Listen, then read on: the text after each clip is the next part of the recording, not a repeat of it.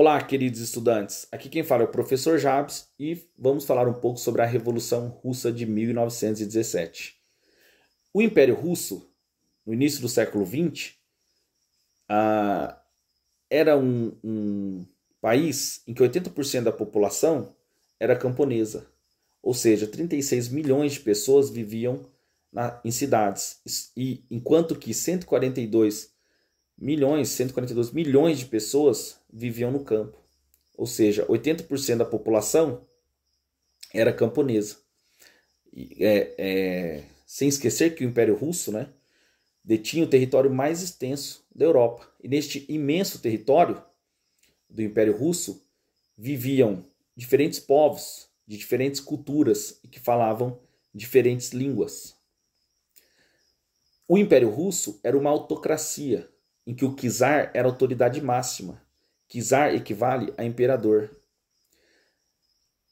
Somado a isso, o desenvolvimento capitalista neste período no Império Russo era muito baixo, já que o Império Russo foi um estado de industrialização tardia. E essa industrialização, que se inicia na Rússia, ainda no século XIX, ela se deve muito a investimento de capitais franceses e ingleses. Percebe-se que, então, na Rússia há uma ambiguidade, em que uma economia industrial em formação e capitalista convive com uma estrutura feudal ainda. Vamos falar um pouquinho sobre, né, na linha do tempo da Revolução Russa, sobre a Revolução de 1905, que foi causada por um grande descontentamento popular com o autoritarismo e também devido à corrupção do czar. Somado a isso, né, as ideias socialistas que haviam penetrado no Império Russo. Em 1903, né, para a gente entender melhor, vamos falar um pouquinho sobre o Partido Operário Social Democrata Russo, que é o partido que vai unificar tanto os mencheviques quanto os bolcheviques, que ele surge, né, para tentar unificar as diversas grupos, né, que vão defender o marxismo no interior do Império Russo.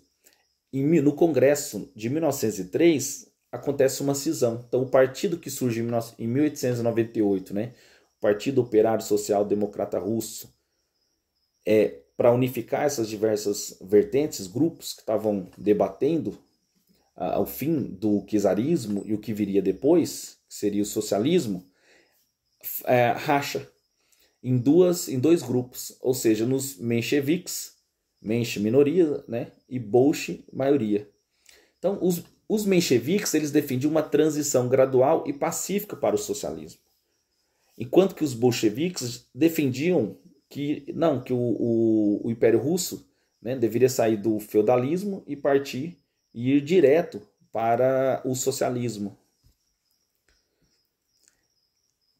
E a partir daí, né, então, depois que surgem esses dois grupos, as duas facções dentro do Partido Operário Social Democrata Russo, acontecerá a Revolução de 1905, 2 anos depois, que teve algumas causas, entre elas a derrota do Império Russo para o Japão, na Guerra Russo-Japonesa de 1905.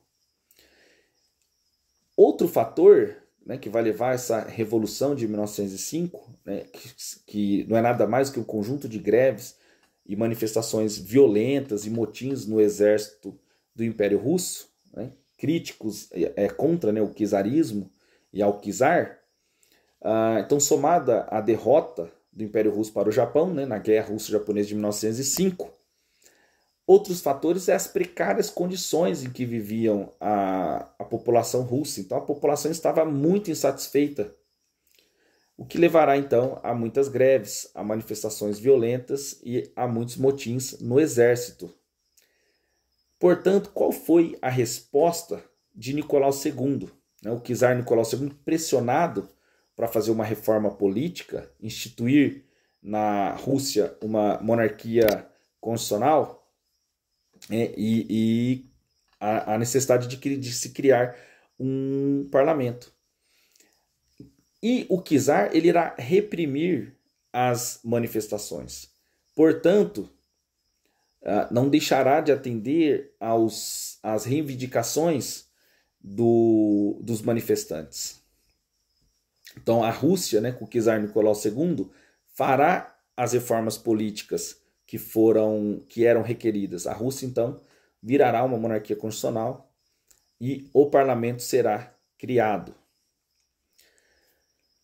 Outro ponto importante, né, que vai surgir sobre a liderança de um personagem importante da Revolução Russa, que foi o Trotsky, né, o Leon Trotsky, o surgimento dos soviets.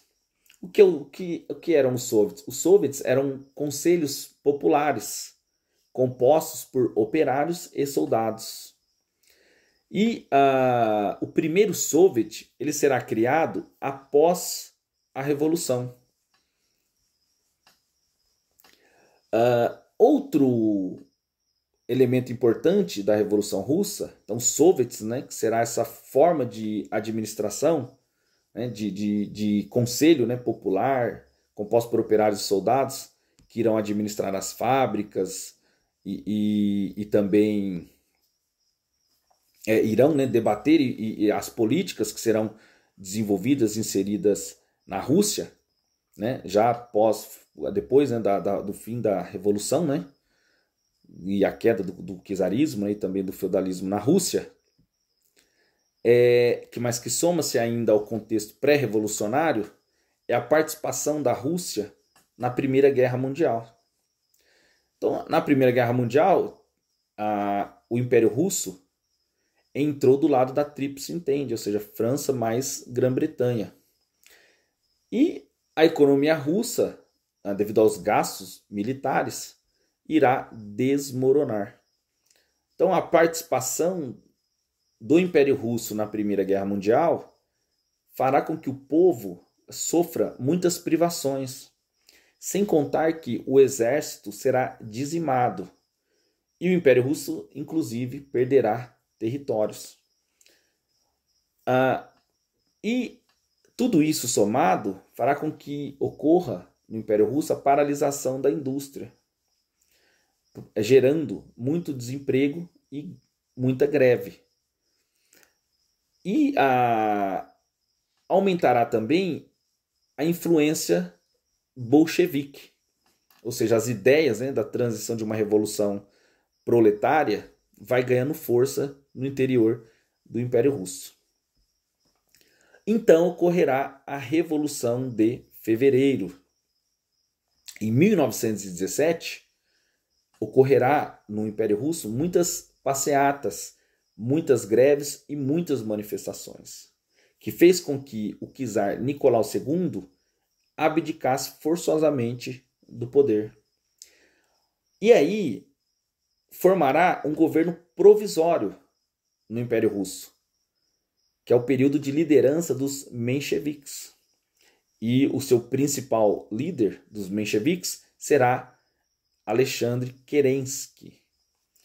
E na Revolução de Fevereiro será feita no Império Russo reformas, como, por exemplo, a adoção do sufrágio universal e a convocação de uma Assembleia Constituinte. Portanto, nesse intervalo, né, ocorrerá Lenin, que é o líder, né, da Revolução Russa, Vladimir Ilyich Lenin, ele irá publicar em 1917 as Teses de Abril. Essas Teses de Abril, publicada por Lenin, é uma obra contra o governo dos mencheviques. Para Lenin, a Revolução de Fevereiro é o mesmo que uma república burguesa. Ele defende a tese que os bolcheviques deveriam derrubar esse governo e, para isso, conscientizar as massas. Então, essas ideias que estão contidas nas Teses de Abril, são defendidas nas Teses de Abril, contribuíram para a realização da Revolução de Outubro. Durante, ainda falando, né, no período do governo provisório, os bolcheviques eles vão ganhando popularidade. Enquanto que o governo provisório, né, dos mencheviques, liderado por Kerensky, vai perdendo a popularidade, sem contar que o Império Russo ainda estava na guerra. Então, e como já colocamos anteriormente, a participação do Império Russo na Primeira Guerra Mundial estava sendo catastrófica. Então, com o crescimento da popularidade dos bolcheviques e também do número, né, de militantes bolcheviques, que nesse período já ultrapassaria, né, mais de 80 mil militantes liderados por Lenin. E cada vez mais popular, o Lenin, então, ele vai defender, né,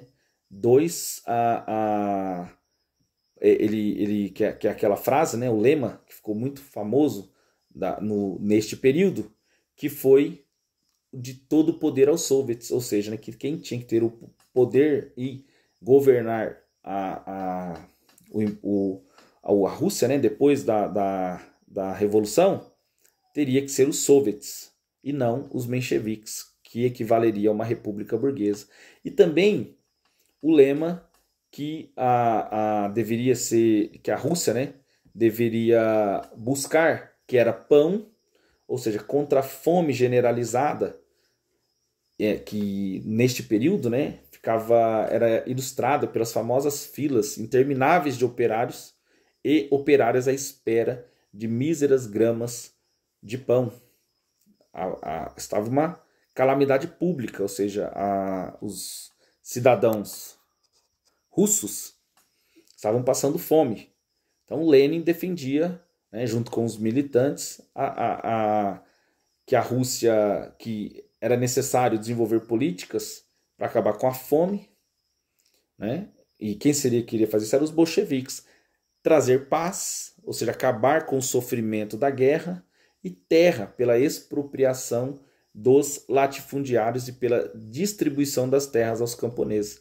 Então, os bolcheviques defendiam essa tese, ou seja, né, todo o poder aos soviets, quem deveria governar era os soviets, ou seja, os conselhos operários, né, compostos por operários e por militares, por soldados, e um lema, né, dos militantes, que foi a defesa, né, da tese de que a Rússia deveria acabar com a fome, trazer a paz e distribuir as terras dos latifundiários aos camponeses.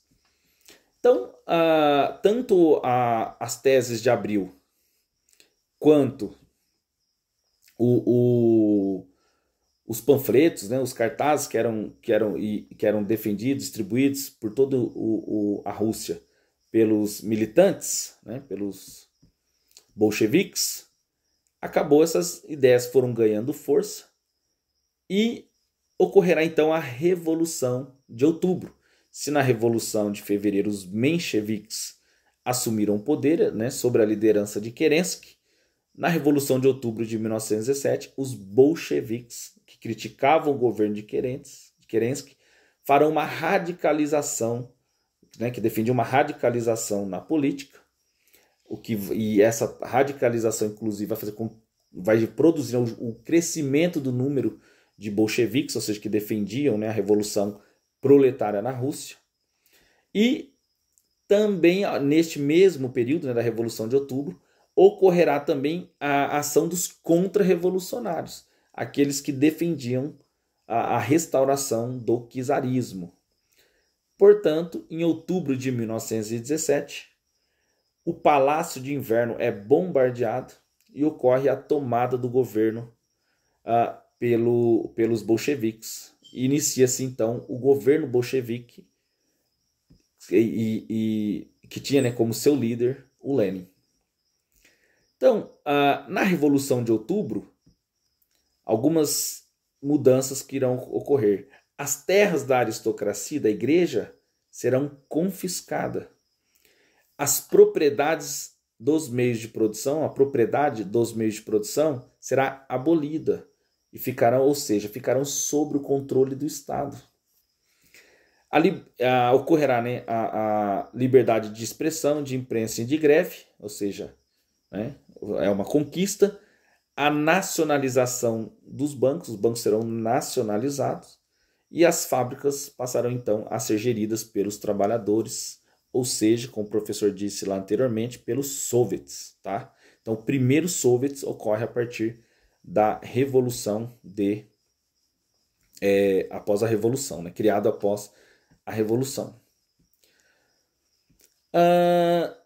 Então, alguns desfechos da Revolução de Outubro foi que em 1918 ocorrerá o Tratado de Cessar-Fogo com a Alemanha, uma delegação russa, né? Vai a Brest-Litovsk, né? Cidade onde assinam o acordo com a Alemanha em 1918, te retirando, né, a Rússia da Primeira Guerra Mundial. Portanto, pós-revolução, ocorrerá a Guerra Civil.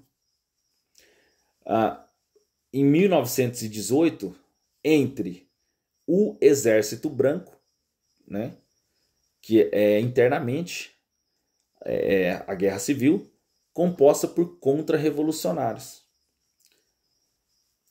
E o Exército Branco ele é composto por mencheviques, por anarquistas e também por monarquistas. Então, o Exército Branco contra o Exército Vermelho dos bolcheviques. Esse é o período da Guerra Civil pós-Revolução de Outubro, né, que se inicia em 1918. Outro fato que também ocorre em 1918 é a execução da família Romanov. O czar Nicolau II, né, e a czarina Alexandra, mais os seus 5 filhos e criados, serão executados a tiros em 16 de julho de 1918. Essa execução, né, ocorrerá para evitar o que? O resgate pelo Exército Branco e a retomada do poder no contexto da Guerra Civil pós-Revolução de Outubro. E será adotado uma política, né, no período da Guerra Civil russa, o comunismo de guerra, que foi uma estratégia econômica militar durante a Guerra Civil. Que a produção econômica russa ficou sob o controle do Estado. Então o Estado podia, por exemplo, requisitar a produção agrícola, requisitar os cereais para alimentar o Exército Vermelho. Houve um decreto do trabalho, né, obrigatório, o fim da propriedade privada e também foi feito a reforma agrária durante o período da Guerra Civil Russa, em que foi adotado nessa estratégia econômica política do comunismo de guerra. Em 1920, com o fim da Guerra Civil, embora, né, ocorrerá uma oposição até 1922, consolida a vitória dos bolcheviques e vai ser implantado na Rússia, então, o socialismo, sendo o primeiro Estado socialista da história. O martelo, do símbolo do socialismo, significa a classe operária industrial, enquanto a foice, os trabalhadores rurais. Findada, né, a Guerra Civil, embora ocorrerá, né, uma oposição ainda até 1922, na Rússia é implantado a nova política econômica, a NEP, por Lenin.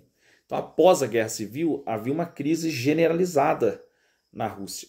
Então, havia necessidade de estimular a economia. Então, em 1921, Lenin vai implantar a nova política econômica, a NEP, que não é nada mais que a adoção de algumas práticas capitalistas, em que autorizava empresas privadas, como indústria, né, alimentos e a agrícola, regular o estoque de alimentos.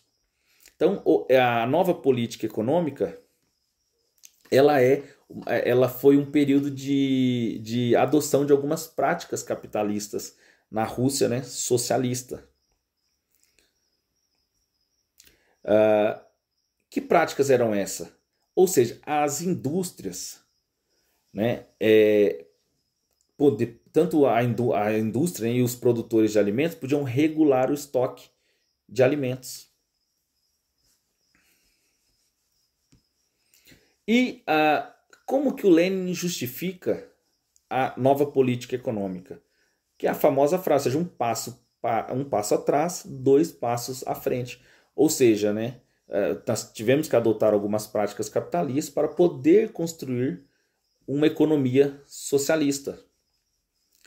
E que neste período da nova política econômica, todo o setor de comunicação, transporte e o sistema financeiro ficará sob o controle do Estado. Então, quando tem alguns cartazes famosos, né, do Lenin neste período, em que diziam, né, que o capitalismo a serviço do comunismo, a nova política econômica. Então, aí depois, a partir daí, né, de 1922, com a criação da União das Repúblicas Socialistas Soviéticas, então o Estado soviético, né, passa a ser chamado de União das Repúblicas Socialistas Soviéticas, criado por Lenin, né, a união de 15 repúblicas. Mas não é o nosso tema aqui, né, falar sobre a história da União Soviética, apenas que o Lenin criou a URSS, né, a União das Repúblicas Socialistas Soviéticas, inicialmente composto por 15 repúblicas. Então, com a morte de Lenin em 1922, ele sofreu, né, derrame cerebral, que acabou deteriorando, ele sofreu vários, né, derrames cerebrais, que deteriorou sua saúde. Acontecerá uma disputa pelo poder entre os soviéticos. Então, em 21 de janeiro de 1924, ele morre, né, devido ao enfraquecimento que ele sofreu por causa dos derrames. Existem algumas teorias, né, de conspiração sobre a morte do Lenin. Portanto, a liderança da União das Repúblicas Socialistas Soviéticas, agora da URSS, ficará entre Stalin e Trotsky. Portanto, ambos detinham diferenças ideológicas. O Stalin, ele defendia que a revolução se consolidasse na URSS, antes de se expandir.